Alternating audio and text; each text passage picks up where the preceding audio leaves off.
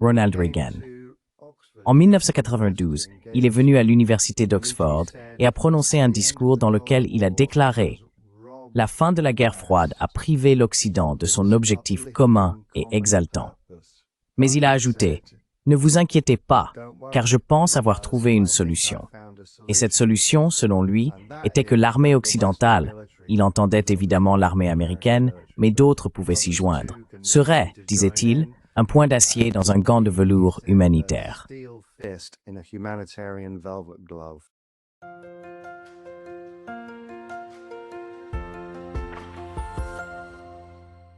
Hello everybody.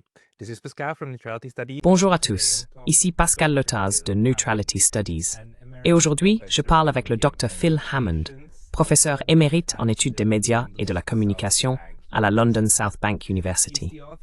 Il est l'auteur de plusieurs ouvrages, parmi lesquels War Games, Memory, Militarism and the Subject of Play, et Screens of Terror, Representations of War and Terrorism in Film and Television since 9/11.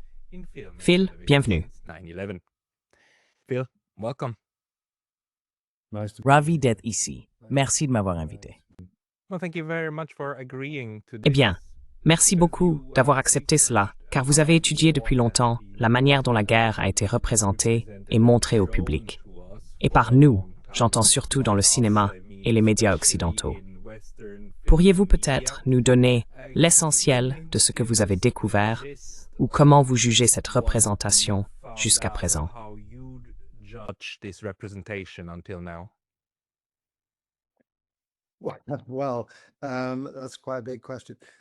Eh bien, c'est une question assez vaste. Donc, oui. Vous savez, je suppose qu'une grande partie de ce que j'ai écrit concerne un terrain déjà bien exploré. La manière dont les médias fonctionnent de façon propagandiste en temps de guerre. Il n'y a rien de particulièrement nouveau ou de surprenant à cela. Ce que j'ai essayé d'aborder un peu différemment, à un certain moment, c'était de comprendre ce qui avait changé dans l'ère post-guerre froide, dans la représentation de la guerre, et pourquoi l'image et la présentation médiatique étaient devenues, encore plus qu'auparavant, presque d'une importance primordiale, au point qu'elles semblaient constituer une considération fondamentale, même au niveau de l'élaboration des politiques ou des décisions opérationnelles concernant les actions militaires. La question que se posait, en arrière-plan, les personnes prenant ces décisions étaient, vous savez, à quoi cela va-t-il ressembler? Comment cela va-t-il se jouer dans les médias? Cela m'a donc beaucoup intéressé. En résumé, je suppose que j'attribue cela au changement politique survenu à la fin de la guerre froide. Et je pense à la manière dont la guerre et les conflits ont évolué dans les années 1990 et au début des années 2000, en conséquence de ces transformations politiques.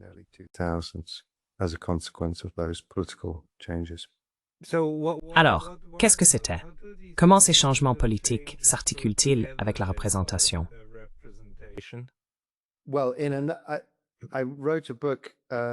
Eh bien, j'ai écrit un livre intitulé « Médias, guerre et postmodernité » qui traite entièrement de ce sujet. Et si l'on veut résumer, on pourrait dire que c'était la fin de la gauche et de la droite, la fin de la politique gauche-droite. Peut-être que cela ne semble pas très impressionnant comme explication. Tout le monde est plus ou moins habitué à l'idée que l'ancienne politique de gauche et de droite n'est plus ce qu'elle était, même si nous continuons à utiliser ces termes. Mais en réalité, ce qui s'est passé, je pense, à la suite de la fin de la guerre froide, c'est ce que le théoricien français des relations internationales Zaki Laïdi appelle un monde sans signification.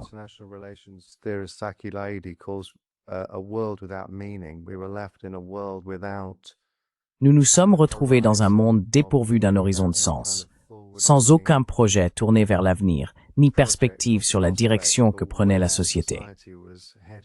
C'est une sorte de... On pourrait peut-être y voir quelque chose de semblable à la fin de l'histoire de Francis Fukuyama, ou plutôt à la thèse galvaudée de la fin de l'histoire. C'est une idée similaire, selon laquelle un événement d'importance historique s'est produit autour de la chute du mur de Berlin à la fin des années 1980. Et oui, Je pense qu'il y a là un argument solide à développer. J'ai essayé de le faire dans ce livre, concernant les conséquences de cela pour les relations internationales et pour la guerre. Et dans ce cadre, le rôle que jouent les médias dans la guerre.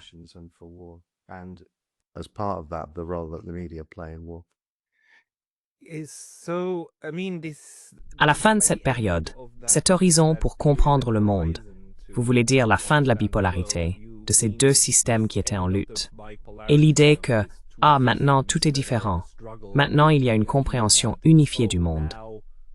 Est-ce bien ce que vous voulez dire?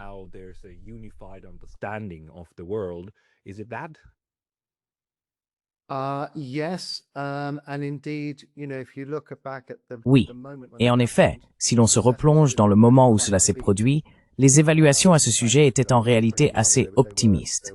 En fait, c'est peu dire, elles étaient rétrospectivement presque follement optimistes. À l'époque, on parlait d'un dividende de la paix, du fait que l'ONU allait enfin fonctionner correctement, sans l'impasse provoquée par le veto américain ou soviétique. Peu de temps après, le premier président Bush père, proclama un nouvel ordre mondial. Cela semblait être un moment plein d'optimisme, mais ça n'a pas très longtemps.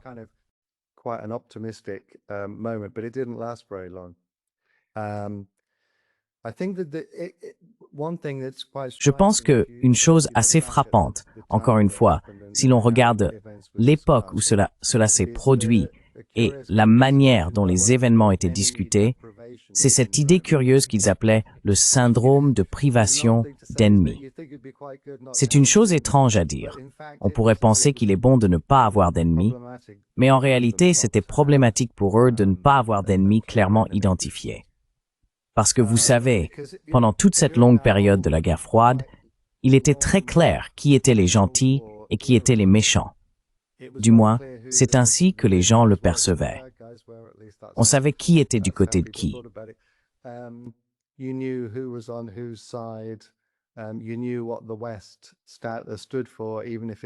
Vous saviez ce que représentait l'Occident, même si cela n'était défini que d'une manière un peu négative, par opposition à ce contre quoi l'Occident s'opposait. Et soudain, tout cela s'est effondré. Sans adversaire clair, sans alternative claire, que représentait réellement l'Occident? À quoi, par exemple, servait l'OTAN? Quelle était sa raison d'être? C'est ainsi qu'a commencé, dans les années 1990, une recherche de nouvelles façons de gérer les affaires internationales et de leur donner un certain sens et une certaine finalité. L'un des principaux moyens tentés fut précisément la guerre et le conflit.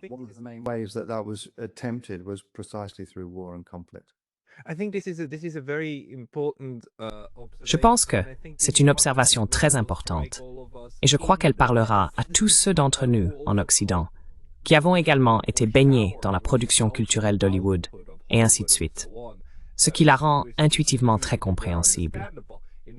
Dans les années 1990 et 2000, on a soudainement vu apparaître tous ces films d'espionnage qui disaient en substance « N'était-ce pas mieux à l'époque où nous avions les soviétiques ?» Il y en a des tonnes, n'est-ce pas? Et on peut voir comment James Bond passe d'un ennemi soviétique à un ennemi terroriste, traquant même à un moment donné des Nord-Coréens avec un rayon laser censé détruire le monde et ce genre de choses. Mais les soviétiques avaient disparu, n'est-ce pas? La guerre froide était terminée. Pensez-vous qu'à travers la représentation dans les médias et la culture, il y ait eu en quelque sorte une boucle de rétroaction dans la manière dont les médias ont commencé à représenter les affaires mondiales?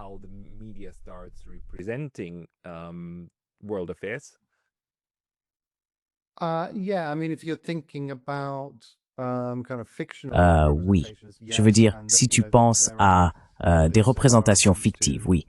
Et tu sais, il y a, comme tu le dis, des tentatives pour trouver de nouveaux ennemis plausibles. Je pense que les principaux candidats sont les Arabes et les islamistes. Ce sont les méchants de substitution privilégiés.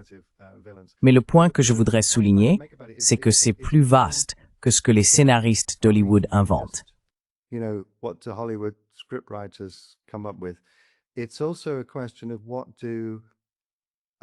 C'est aussi une question de savoir comment ceux qui travaillent dans les médias, traitant de l'actualité et des affaires courantes, les journalistes, interprètent le monde pour leur public. Et, plus fondamentalement encore, comment les politiciens et les dirigeants comprennent-ils ce nouveau monde? On voit, tout au long des années 90, des tentatives répétées pour résoudre ce problème et pour trouver de nouveaux ennemis. Et il y a une tendance à se référer sans cesse à la Seconde Guerre mondiale, à vouloir constamment rejouer la Deuxième Guerre mondiale. Ainsi, le premier grand exemple, je suppose, est Saddam Hussein lors de la guerre du Golfe de 1991, présenté comme le nouveau Hitler.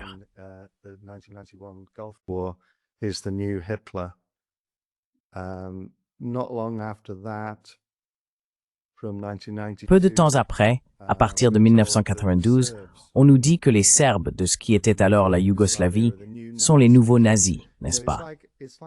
Vous voyez, c'est comme s'il y avait cette impression que la réalité prosaïque d'aujourd'hui, celle de conflits en fait assez limités, relativement parlant, ne suffit pas. Il faut les présenter comme une sorte de bataille épique entre le bien et le mal. Et pourquoi veut-on faire cela? On veut le faire parce que cela signifie qu'on défend quelque chose d'important. On n'est pas simplement en train d'intervenir dans la guerre civile locale de quelqu'un d'autre. On se place du côté du bien avec un grand B contre le mal avec un grand M.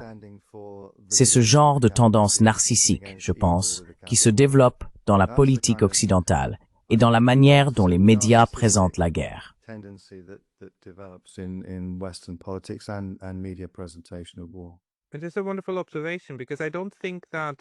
C'est une observation remarquable, car je ne pense pas que, pendant la guerre froide, un dirigeant mondial ait essayé d'établir un lien ou une comparaison entre les soviétiques et les nazis.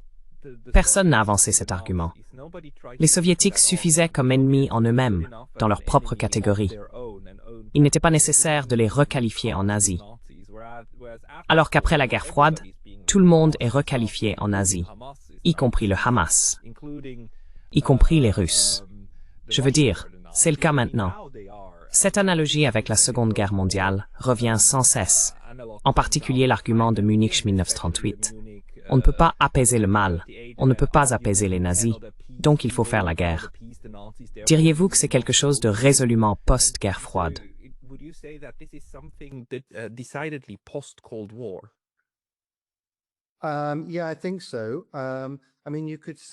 Oui, je pense que oui.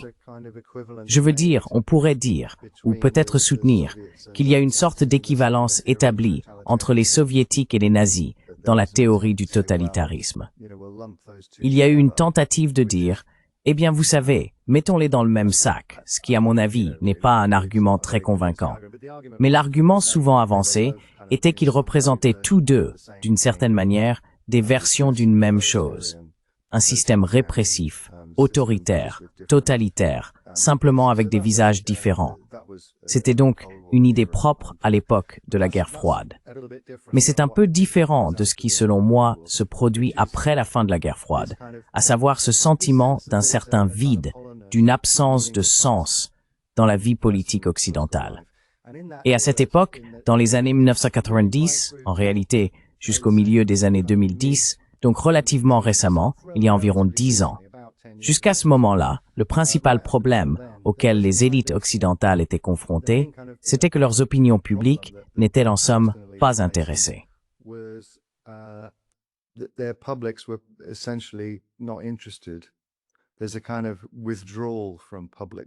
Il y a une sorte de retrait de la vie publique, un manque d'intérêt fondamental. On le voit se refléter de multiples façons. Par exemple, lors des sondages d'opinion, les gens se montrent de moins en moins intéressés par les affaires publiques. On observe un détournement de la sphère publique au profit de préoccupations plus privées et individuelles. L'adhésion aux partis politiques est en déclin, mais pas seulement celle des partis politiques, celle de toutes sortes d'organisations communautaires, d'églises, de tout ce qui représente une collectivité porteuse de sens et de buts communs, semble, d'une certaine manière, peu attrayante. Et c'est peut-être là le signe du problème auquel sont confrontés les élites et les dirigeants qui tentent de donner à leur société un certain sens et une direction.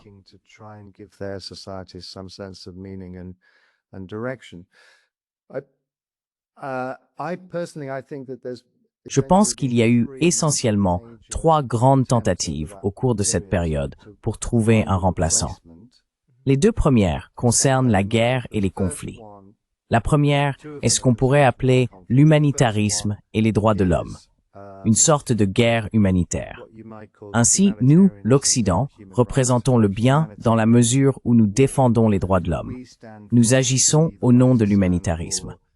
On peut le constater de diverses manières. Je pense que cela commence véritablement à la toute fin de la guerre du Golfe de 91, avec la crise kurde d'avril 91.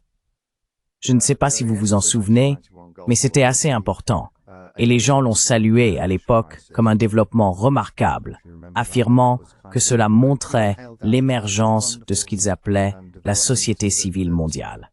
This showed the emergence of what they called global civil society, and the media were thought to, by some commentators, to play an important. Et certains commentateurs estimaient que les médias jouaient un rôle important à cet égard, plaidant pour que l'on accorde davantage d'attention et de soins à la souffrance des populations vulnérables, en l'occurrence les Kurdes irakiens.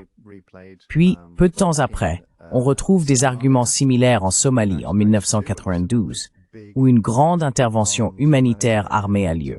Et très vite après cela, en Bosnie, de nouveau un humanitarisme armé. On assiste donc à une sorte de répétition de ce schéma, culminant à la fin de la décennie, en 1999, avec la guerre du Kosovo, qui était alors présentée comme une guerre menée au nom des droits de l'homme.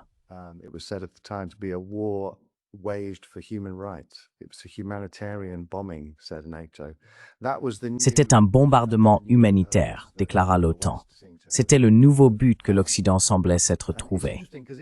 Et c'est intéressant, car cela avait en réalité été annoncé dès le début de la décennie par Ronald Reagan, croyez-le ou non, l'ancien président américain.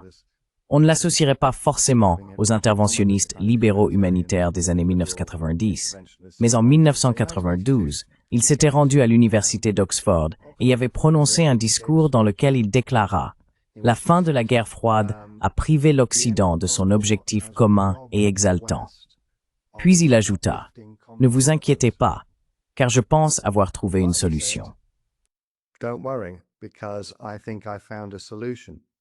And that is that the Western military, Et c'est que l'armée occidentale, je veux dire, évidemment, il parlait de l'armée américaine, mais aussi des autres, libres de se joindre à elle, serait, disait-il, un point d'acier humanitaire dans un gant de velours humanitaire. Voilà ce qu'était la nouvelle armée occidentale. Et c'était à la fin du mois de décembre 1992. Il a prononcé ce discours le même jour où George Bush, le premier George Bush, qui avait bien sûr été le vice-président de Reagan, envoyait les Marines américains en Somalie pour incarner ce rôle du point de fer dans le gant de velours humanitaire.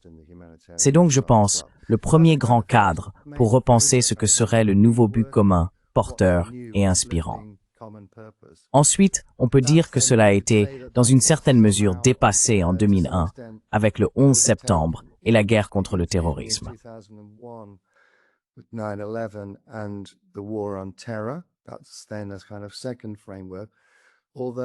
C'est donc une sorte de deuxième cadre. Cependant, en pratique, je pense que ce qui se passe, c'est que ces deux cadres finissent par se fondre d'une certaine manière, de sorte que les opérations militaires, d'abord en Afghanistan, puis en Irak, à partir de 2003, commencent à revêtir ce caractère humanitaire militariste, plutôt que d'être simplement une opération purement antiterroriste. Ce sont donc les deux principaux cadres en ce qui concerne la guerre et les conflits à cette époque. La troisième chose que j'ajouterais, même si je sais que c'est hors sujet, c'est qu'il existe une tentative similaire de trouver un nouveau cadre dans le domaine du changement climatique. L'environnement et le changement climatique sont également proposés comme de nouveaux cadres politiques destinés à faciliter la coopération internationale et à donner une forme de sens et d'orientation à la politique occidentale.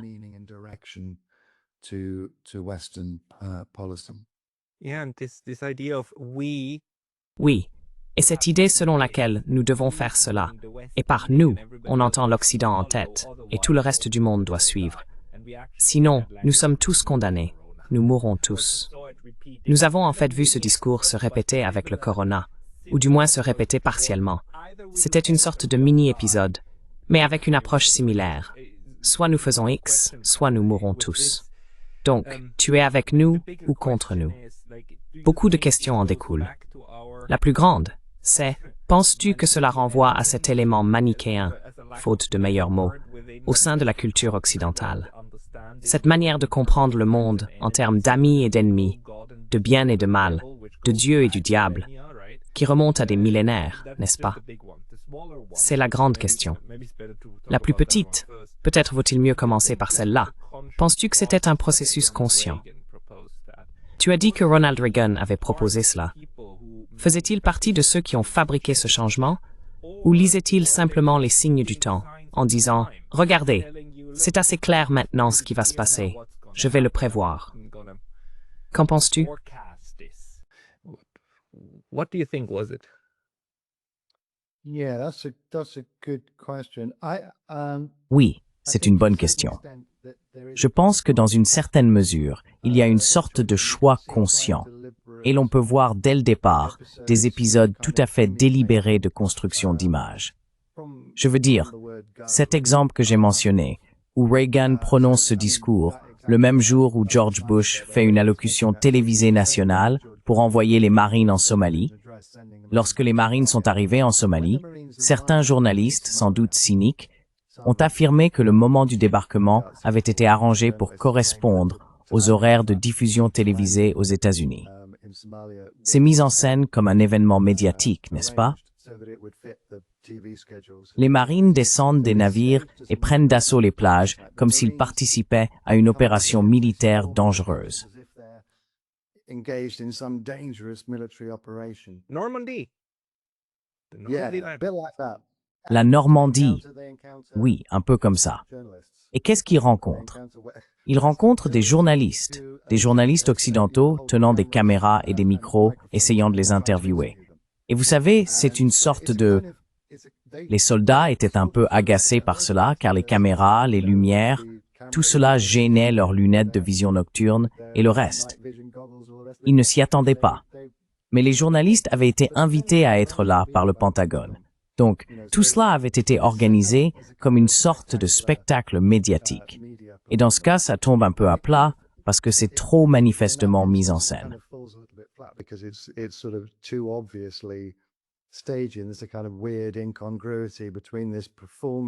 Il y a une sorte d'étrange incongruité entre cette mise en scène d'une opération militaire, qui n'en est pas vraiment une, et les médias qui essaient de mener ces interviews.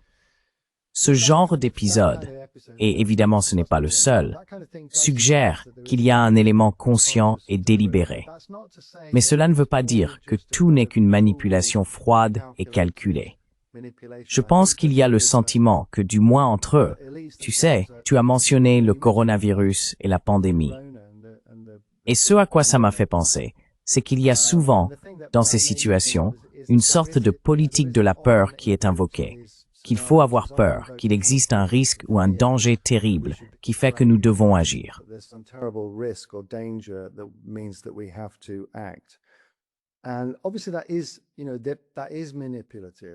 Et évidemment, c'est, tu sais, manipulateur.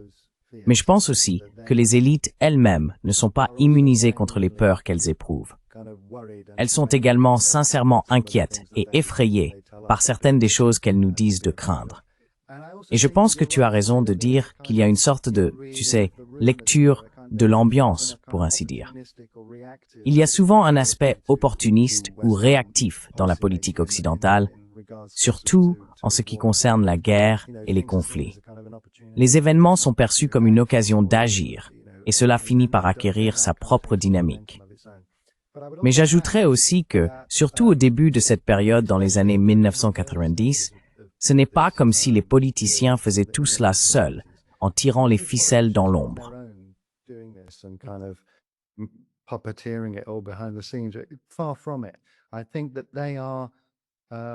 Loin de là.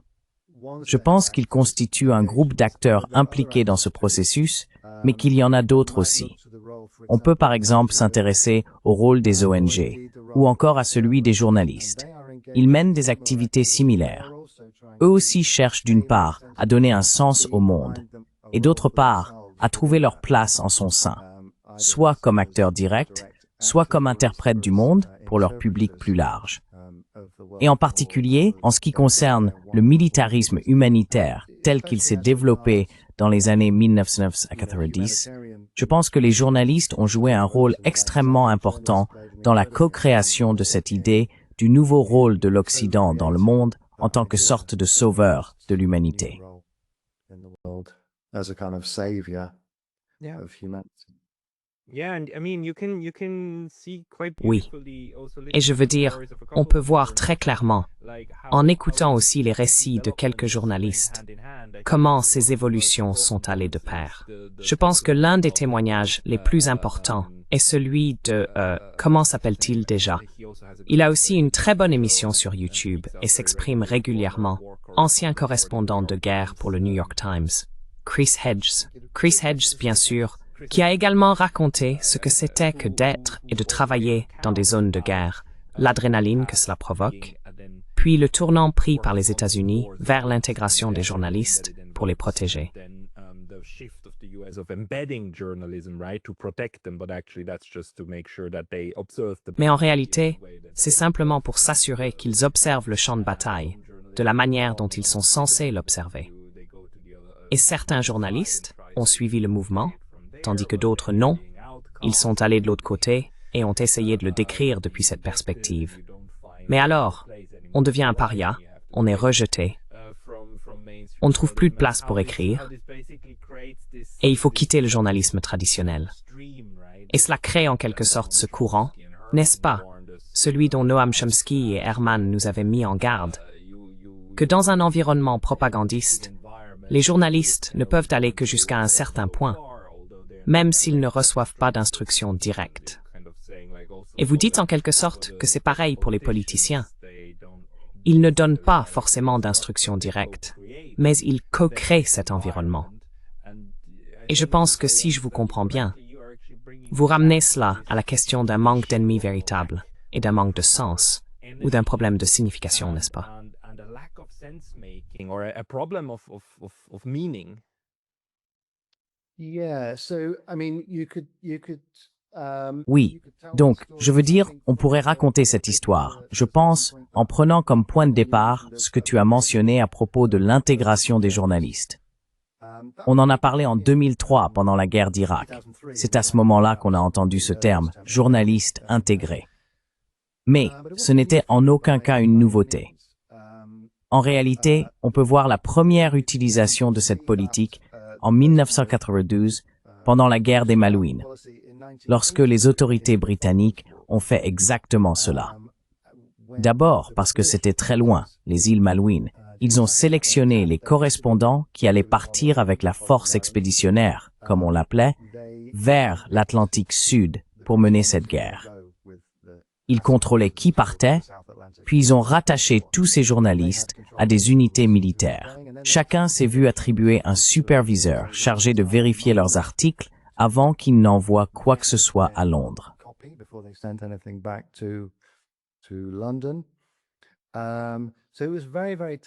C'était donc très, très strictement contrôlé quant aux endroits où ils pouvaient aller, à ce qu'ils pouvaient voir et à ce qu'ils pouvaient renvoyer. Pourquoi ont-ils fait cela? Eh bien, ils l'ont fait parce qu'ils regardaient ce qui s'était passé au Vietnam. Le Vietnam est le premier grand tournant dans les relations entre les médias et l'armée. Et l'histoire qu'on raconte à propos du Vietnam, la leçon, pour ainsi dire, qu'on en a tirée, c'est qu'on ne peut pas faire confiance aux médias en temps de guerre. Ils vont vous poignarder dans le dos si vous leur donnez trop de liberté. Et donc, au moment de la guerre des Malouines, les Britanniques se sont dit, eh bien, nous ne voulons pas que cela se reproduise. Nous ne pouvons pas laisser ces gens agir à leur guise. Nous allons devoir les regrouper, nous allons devoir les contrôler. Personne n'a prononcé le mot « censurer ».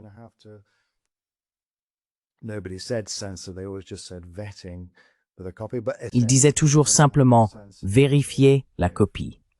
Mais en réalité, cela signifiait « nous allons devoir les censurer si nécessaire ».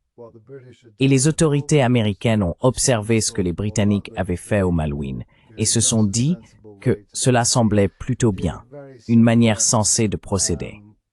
Elles ont adopté une approche très similaire lors de l'invasion de la Grenade en 1983, par exemple, où elles ont simplement essayé de tenir les médias à l'écart jusqu'à ce que tout soit terminé. En 1989, lors de l'invasion du Panama, elles ont fait la même chose, ne pas avoir les médias sur place du tout. Et on peut aussi le constater pendant la guerre du Golfe de 1991, où il y avait ce qu'ils appelaient un système de pool, avec à nouveau une accréditation des correspondants.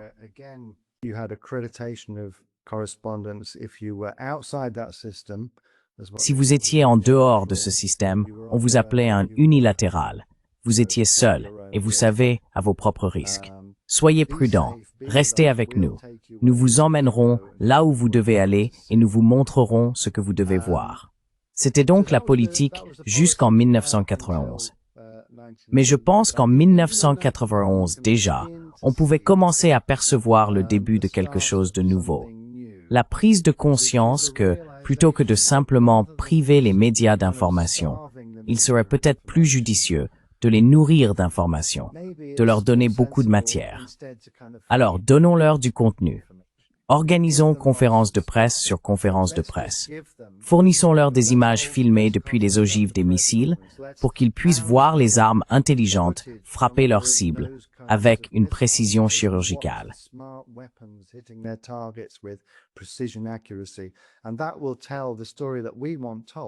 Et cela racontera l'histoire que nous voulons voir raconter, qui est, soit dit en passant, une histoire complètement fausse, mais peu importe. Nous les laisserons raconter cette histoire en leur donnant des informations plutôt qu'en essayant de les maintenir dans l'ignorance.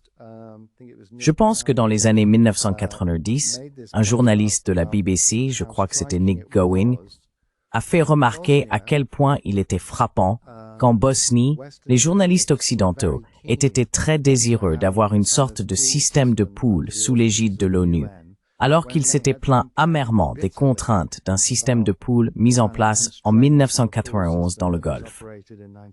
Tout à coup, ils commencent à se voir comme des collaborateurs des forces militaires occidentales, comme faisant partie de la même équipe. Qu'est-ce qu'un système de pool? Tu veux dire genre, un groupe de médias?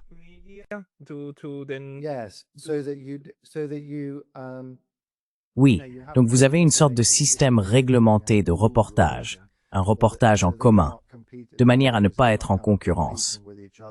L'idée, c'est que vous partagez les mêmes informations et qu'il y a une sorte de garantie que vous aurez suffisamment de matière à fournir à votre média particulier. Les journalistes souhaitaient ce type de collaboration avec l'armée en Bosnie. À la fin de cette décennie, lors du conflit du Kosovo, et même en Afghanistan en 2001, on a le sentiment que les médias font partie de l'équipe. Vous savez, on a parcouru un long chemin depuis les Malouines, où l'idée était qu'on ne pouvait pas faire confiance aux journalistes, jusqu'à, en fait, les journalistes sont plutôt de notre côté, et ils constituent un atout utile. Colin Powell, je crois, a même dit quelque chose en ce sens, que les médias, une sorte d'atout qui peut faire de gagner une bataille.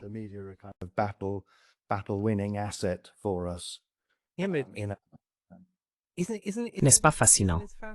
Et aussi, cette idée que l'image que beaucoup de médias ont d'eux-mêmes, surtout aux États-Unis, on l'entend souvent, les médias seraient le quatrième pouvoir, ceux qui disent la vérité au pouvoir. Mais en même temps, il y a la Maison-Blanche, comment ça s'appelle déjà? Le dîner de la presse qu'ils organisent une fois par an, et tout ce système où l'on nourrit les journalistes à la main pour qu'ils obtiennent ensuite un accès privilégié à certaines informations qui feront avancer leur carrière. Pourtant, on continue à considérer que c'est un grand art, et aussi une question de se tenir du bon côté de l'histoire, n'est-ce pas? Beaucoup de journalistes disent d'ailleurs, nous devons protéger le journalisme, la bonne information, n'est-ce pas?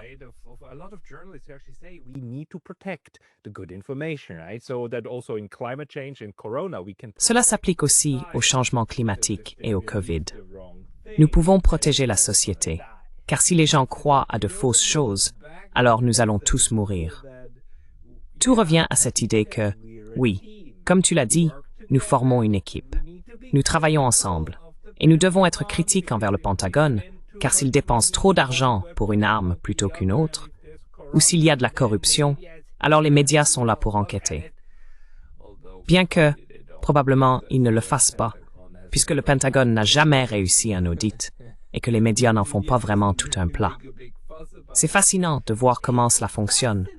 Tu sais, comme une manière de comprendre ta place dans le monde. As a way to understand your place in the world. Yeah. Well, I think, I mean, to be a bit more Oui. nuanced about it, Eh bien, je pense que, pour être un peu plus nuancé, on pourrait dire que ce genre de sentiment, ce sentiment très explicite d'être dans la même équipe, est évident en Afghanistan en 2001, du moins au début. Avant et après cela, peut-être moins.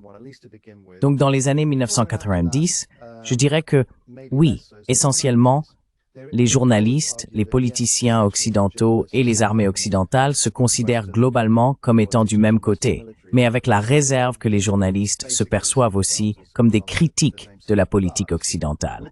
Et dans un certain sens, ils le sont. À cette époque, dans les années 1990, ils sont souvent très critiques à l'égard de certains choix politiques particuliers.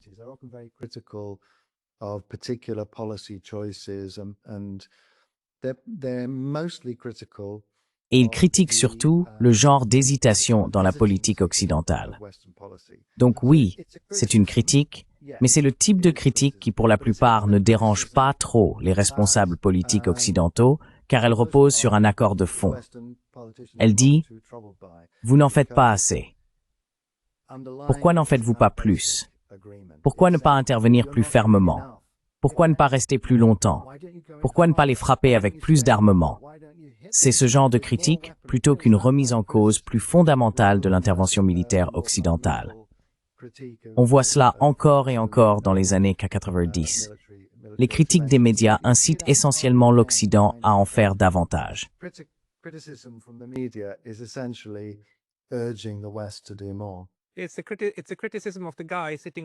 C'est une critique de l'homme assis sur le cheval, frappant le cheval en disant « Pourquoi n'avances-tu pas plus vite ?»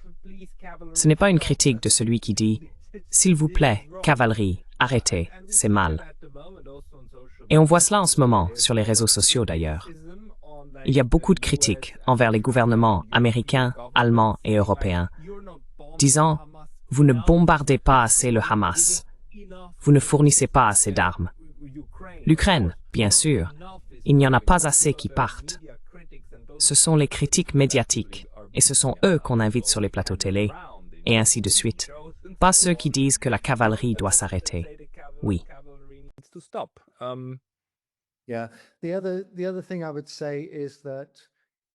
L'autre point que je voudrais souligner, c'est qu'il y a peut-être aussi une observation plus nuancée à faire sur ce qui s'est passé pendant la guerre d'Irak en 2003. Je pense que, comme on pouvait s'y attendre, les critiques, lorsqu'elles existent, restent limitées. Mais ce qu'on observe plutôt, dans cette guerre, c'est une forme d'autoconscience très étrange de la part des médias, une sorte de distance ironique vis-à-vis des événements. Les journalistes qui couvraient la guerre d'Irak de 2003 avaient tendance à rapporter les faits avec la conscience qu'ils servaient à construire une image, n'est-ce pas? Prenons un exemple, sans doute le plus frappant, lorsque le président Bush, le plus jeune, est monté sur un porte-avions pour prononcer son discours de « mission accomplie ».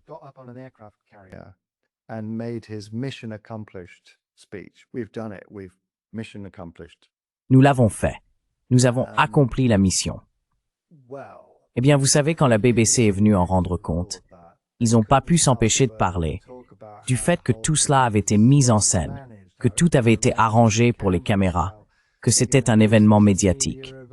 Ils ne se sont pas contentés de le rapporter simplement. Regardez, le président a prononcé ce discours. Ils étaient, vous savez, ils se sentaient conscients d'eux-mêmes.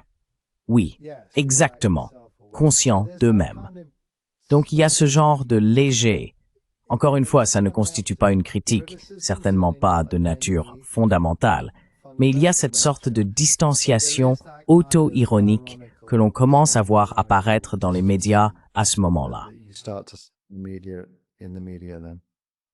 It's kind of fascinating. I mean, C'est assez fascinant.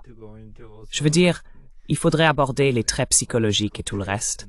Comment ces gens parviennent encore à donner du sens à tout cela? Mais peut-être qu'on peut prendre le problème dans l'autre sens. Parce que, vraiment, cette fois je me demande, tu sais, si l'on regarde comment la politique mondiale évolue, pas seulement l'Occident, mais en considérant l'Occident comme l'un des acteurs. Alors, ma grande question en ce moment est la suivante. Le réalisme, l'école du réalisme en relations internationales, a-t-il raison lorsqu'il affirme qu'au fond, tout tourne autour du pouvoir? Que les êtres humains, en général, cherchent à maximiser le pouvoir et que les systèmes cherchent à maximiser le pouvoir. Donc, au bout du compte, ce que nous avons, c'est une lutte de puissance inévitable. Notamment ce que John Mearsheimer dit à propos de la tragédie de la politique des grandes puissances. Mais,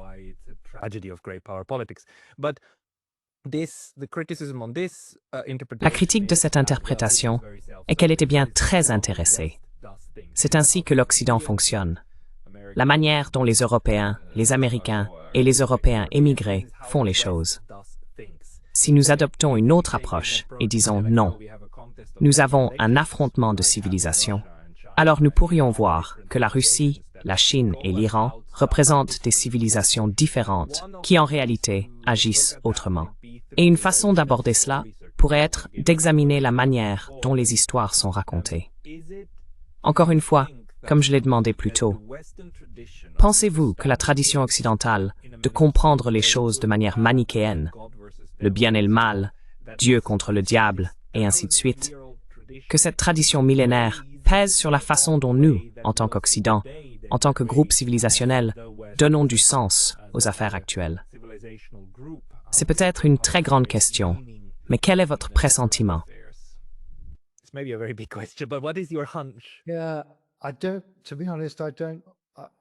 Oui, je ne sais pas.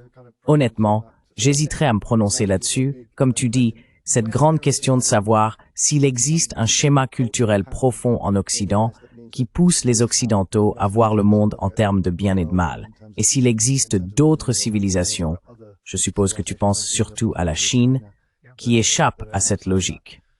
Eh bien, qui sait, peut-être que tu as raison. Je pense que Le problème avec cette approche, c'est que ton analyse, ton explication, finit par prendre une dimension un peu historique. On a l'impression que rien ne change jamais.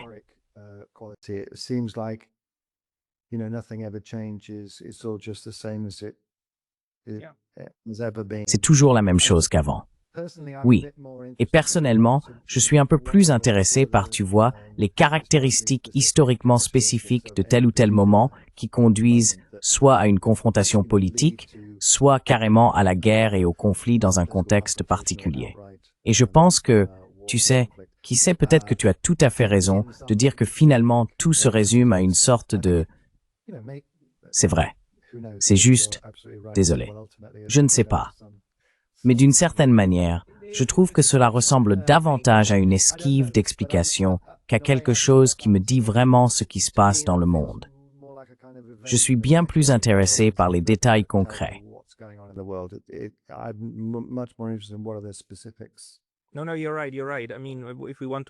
Non, tu as raison. Tu as raison. Je veux dire, si nous voulons comprendre ce qui se passe dans le monde en ce moment, nous devons bien sûr lire correctement les mécanismes sous-jacents. Ma question portait plutôt sur l'existence d'une explication plus large de ces mécanismes et sur ce qui reste constant au fil du temps. Mais ensuite, oui, cela devient historique, absolument.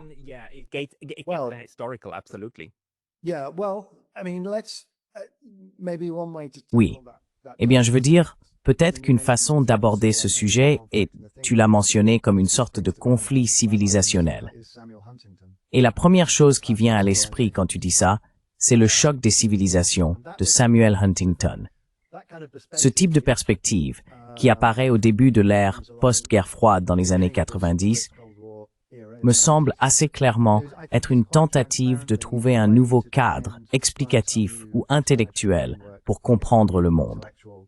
D'accord. Donc ce n'est plus la gauche et la droite, ce n'est plus l'ouest et l'est. Qu'est-ce que c'est alors?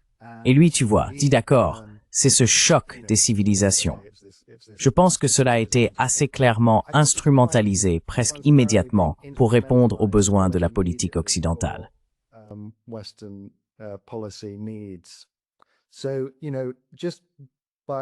Alors, vous savez, par une étrange coïncidence, il se trouve que la principale ligne de fracture civilisationnelle traverse la Yougoslavie, plaçant la Croatie et la Slovénie d'un côté, selon Samuel Huntington, et la Serbie et la Bosnie de l'autre.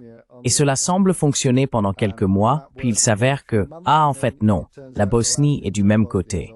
Enfin, vous voyez ce que je veux dire. C'est manifestement très artificiel, conçu pour donner du sens à quelque chose que nous avons besoin d'expliquer immédiatement, d'une manière qui facilite ensuite la politique occidentale. Et je pense qu'en fin de compte, cette idée revient à se demander comment encadrer intellectuellement le monde de façon à faciliter la projection du pouvoir occidental, principalement américain.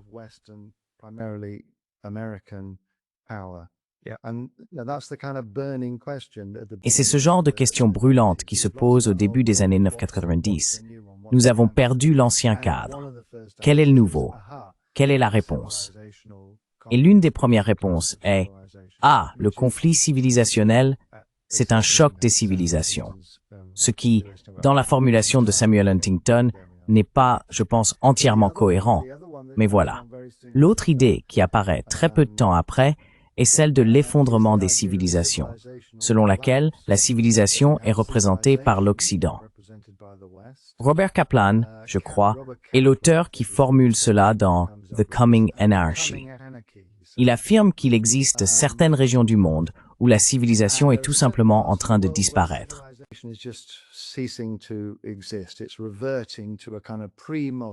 Cela revient à une sorte d'état prémoderne. Et il pense à des endroits comme la Somalie, qui selon lui a essentiellement perdu sa qualité d'État. Elle est revenue à une condition prémoderne. Et il pense aux Balkans, un autre exemple où il va y avoir de l'anarchie, une sorte de monde anarchique et prémoderne de sauvagerie, et où nous devons intervenir. Mais encore une fois, le but de cette soi-disant explication est en réalité simplement une manière, une forme idéologique de ce besoin ressenti de trouver un nouveau cadre significatif pour la projection de la puissance occidentale.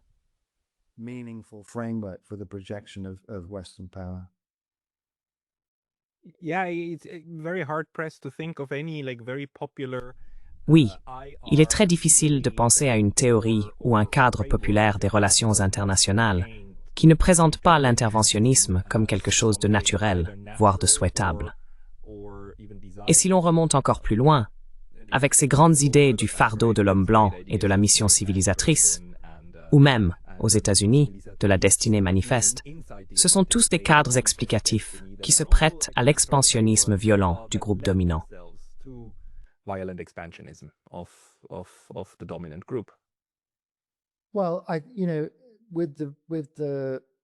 Eh bien, avec le recul, on peut dire que la période de la guerre froide constituait en quelque sorte une exception, dans le sens où dans le cadre du système des Nations Unies établi après la Seconde Guerre mondiale, on a vu se généraliser, et du moins se formaliser, un respect à peu près universel des principes de non-ingérence dans les affaires intérieures d'un autre État et d'égalité souveraine entre les États. Évidemment, ces principes ont été violés d'un million de façons tout au long de la guerre froide, mais ils avaient néanmoins été instaurés.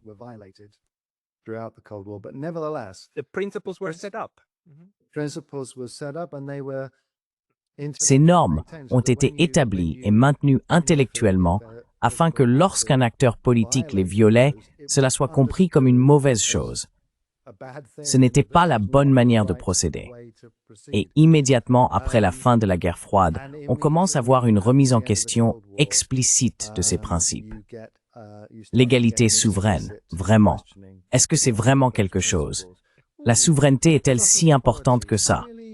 Vous savez, les gens commencent à contester ces idées sur le plan intellectuel. Peut-être voyons-nous la responsabilité de protéger dans les cas où l'humanitarisme est imposé par la force des armes. Oui. Alors, vous savez, on passe très vite du respect de l'égalité souveraine et du principe de non-ingérence à dire, bien sûr, nous devons intervenir. C'est impératif. C'est un impératif moral que nous devons intervenir.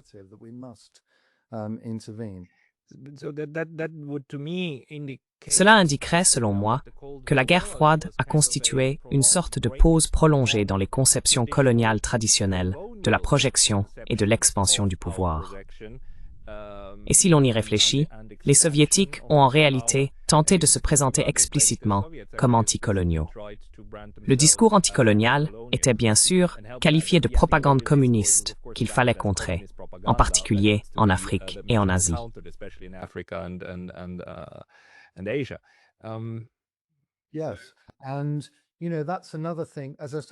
Oui. Et vous savez, c'est une autre chose. Comme je le dis, je l'ai formulé comme un raccourci, la fin de la gauche et de la droite, ce qui semble un peu banal et peu évident. Mais c'est une autre dimension de la question. L'effondrement de l'Union soviétique et l'effondrement du... Évidemment, je ne défends pas l'Union soviétique comme une sorte d'idéal parfait, loin de là. Mais ce qui s'est effondré, c'est l'idée qu'il pouvait exister une alternative, n'est-ce pas? Que nous pouvions changer le système. Et cela allait de pair avec cette idée d'anti-impérialisme, que vous savez, ce que nous appelons aujourd'hui le Sud global, ce que nous appelions autrefois le tiers-monde, méritait le même respect, les mêmes droits, le même statut que tout autre État ou toute autre nation.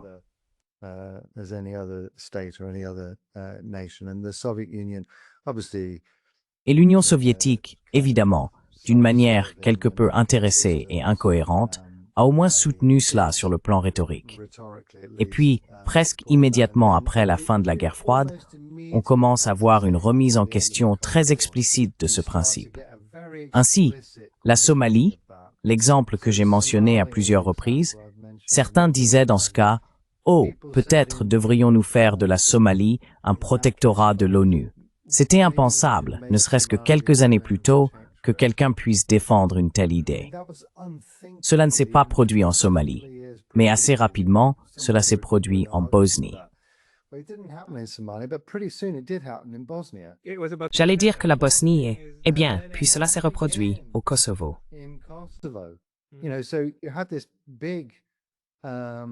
Donc vous avez ce grand État au cœur de l'Europe, la Yougoslavie, qui est déchiré. Certaines de ces parties sont placées sous contrôle de protectorat international. Il y a une sorte de, vous savez, réapparition de ce genre de choses, comme vous le dites, un retour à l'impérialisme du 19e siècle. Et voilà, en plein centre de l'Europe, dans les années 1990. Et les gens ont continué comme si de rien n'était, comme si c'était quelque chose de tout à fait normal, auquel il fallait simplement s'attendre, et avec lequel il fallait vivre de nos jours. Tu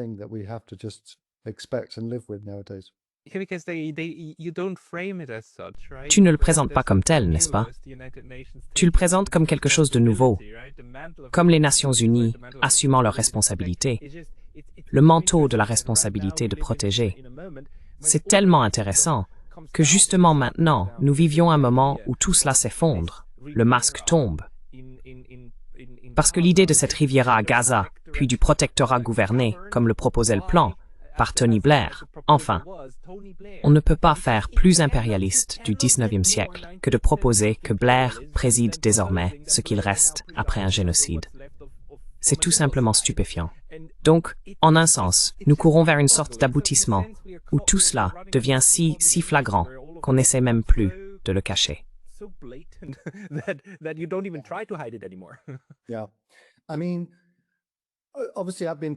Oui, je veux dire, évidemment, j'ai surtout parlé des années 1990, mais il est peut-être important aussi d'évoquer ce qui est différent et ce qui commence à changer aujourd'hui.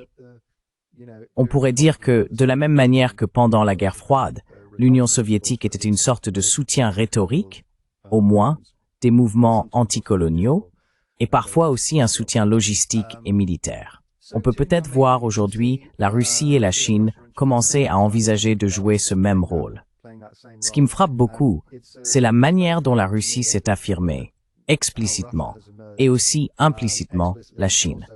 Elles se sont toutes deux essentiellement présentées comme des défenseurs de la multipolarité. Mais ce que cela signifie concrètement, c'est qu'elles affirment que les États plus faibles n'ont pas nécessairement à suivre les dictats de l'Occident.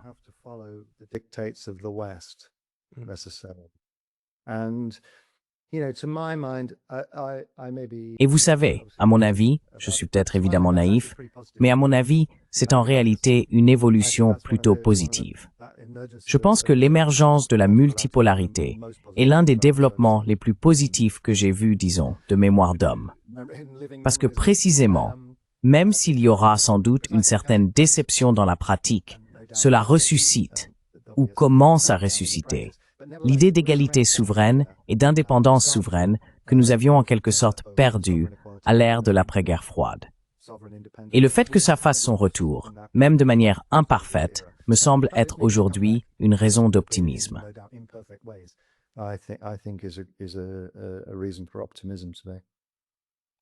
Je suis tout à fait d'accord avec vous, et je pense que c'est une belle note sur laquelle conclure la discussion.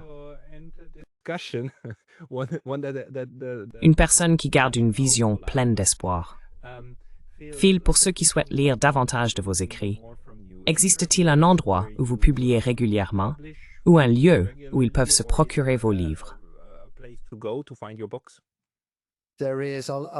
Oui, je vais t'envoyer un lien et tu pourrais peut-être le mettre dans la description. Je ne dirais pas régulièrement, plutôt de façon sporadique ces temps-ci. Mais oui, beaucoup de choses que j'ai écrites sont disponibles en ligne. D'accord. Veuillez m'envoyer le lien. Je le mettrai dans la description de cette vidéo ci-dessous. Tout le monde, si vous voulez en savoir plus, veuillez suivre ce lien. Phil Hammond, merci beaucoup pour votre temps aujourd'hui. Avec plaisir. Merci.